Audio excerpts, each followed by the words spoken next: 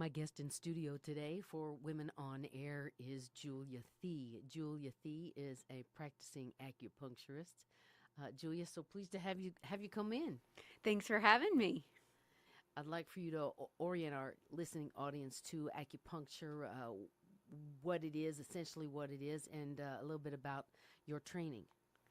Well, let's start first that acupuncture is one piece of Chinese medicine. So, Chinese medicine is a whole system of medicine that covers everything. But most Americans are familiar with the term acupuncture because it gets big results and it fits into modern medicine a little bit better because it is a technique. And it's been around for over 5,000 years. That's pretty stunning. Yeah, pretty amazing. So we know empirically that it works. It wouldn't have lasted that long. But also modern research shows that we understand now how it works. Pretty amazing. That seems to be a pretty large requirement, which isn't one of my requirements. I mean, if I think intuitively, if it works well, that's all I need to know. But in most cases, people want scientific and empirical evidence. So, as a system, acupuncture being only part of that system, tell us some more about the Chinese system. Well, based on ancient Taoist philosophy, not to be confused with Taoist religion, but Taoist philosophy of yin and yang, the five elements, we connect to the greater environment in specific patterned ways. And we find ourselves in disharmony or harmony with our environments, both inner and outer. And there are ways to tweak that so that we can get back into harmony and health is easier. You know, there's so much more about energy, even the energy of thought, energy, thoughts creating energy patterns, because it's now trackable. Mm-hmm. You know, we can record it, we can get a wave, we can get a graphic layout on it. It seems that it's more accepted. So, talk some more about energy, the system of the yin and yang, the balance. Yeah, there's actually an ancient Chinese maxim that says form follows intention. So your matter will follow your energy. And so, even back 5,000 years ago, we were creating our realities with our intentions. So, what you put your intention on over time, it will attract energy to it. So, let's say one of my big things too is your self talk is a form of energy. So if you are constantly criticizing yourself or putting yourself down, even if it's way under the surface, your immune system, the way your blood flows, the way you sit and breathe, it's all affected. And over time, that affects your physical reality and it becomes more and more real and touchable. And usually by the time people come to see me, it has become something solid and in the physical plane. And so we operate on it both physically and through thought. Well, I, I can't help but ask the question about pharmaceutically, you know, because that's sort of how we're trained in this Western thought, and so to kind of break through that or go move past that, they've called acupuncture a complementary therapy. It's had several other languages, but it does seem to be becoming more and more and more accepted. Well, I'm glad you brought that up because this is very important to me that let's define what complementary really means, which means fulfilling a lack, and it also means the opposite color on the color wheel.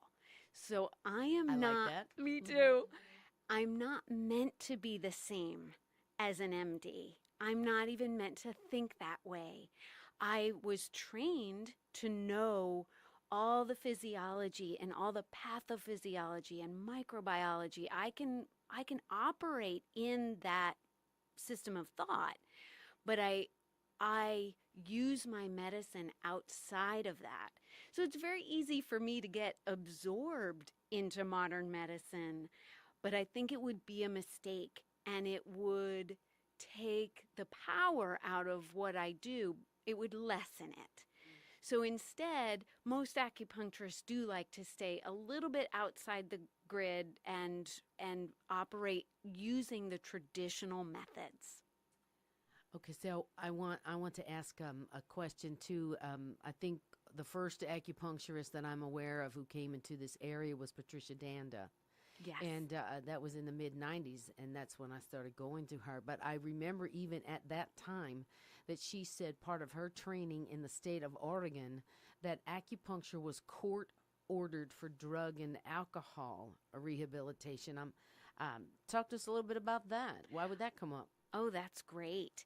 Yet that acupuncture, both using acupuncture on the ear and also body treatments. We know, actually, I wrote a chapter in a textbook where I had to gather a whole lot of research about this, and it works really well on a lot of controlled substances in the withdrawal process. So when a addict or any person suffering from withdrawal um, has acupuncture in the process of weaning off, it's easier and it's less of a strain on their nervous system, hence less likely to relapse. And that's a proven over and over Well, fact. there's so much to be said about the effects on the nervous system, and I've often thought since I work in behavioral health, I imagine what it would be like to have a whole bunch of kids in juvie hall, just line them up, and tell them we're going to come and stick needles in their ear. Let's do it. Well, I know from my own practices how the body then the body has a patterned response to this. So talk to us about the physiology of that. That the needles are placed according to meridians that in response to what the client needs, what their health issues, or even the esoteric version of what are. I remember I started acupuncture because I felt like I was losing my dreams. So talk to us a little bit about the effect of when you reach those points. Right.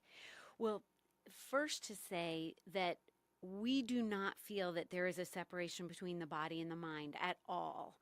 And that's actually one of my specialties is studying the body mind that is within the subconscious. And that's what acupuncture does is it helps the frequency, resonance, congruence, whatever we want to call it, between the wavelength of the conscious mind and the wavelengths of the subconscious mind. And when they are together, a person is more resilient and able to stand in the face of obstacles and figure out new solutions. And that's in a broad sense. And then as far as the ability to choose the right points that I'm trained to diagnose people based on their patterns, both of their what they look like, what they're experiencing, and how they behave. And that'll help me figure out what pattern will help them bring that wavelength back into harmony. And then I love this term. Stay with me here. Psychoneuroimmunology. Okay, psycho, mind, neuro. Neuro, nerve, and immunology. And so it is a whole form of study where we know that the immune system is affected by stress. And it's the whole link between stress and illness that we see in the press. And people would say, well, what does my psoriasis have to do with my stress? But if you meet a person who has psoriasis, they will tell you it's worse when they're stressed.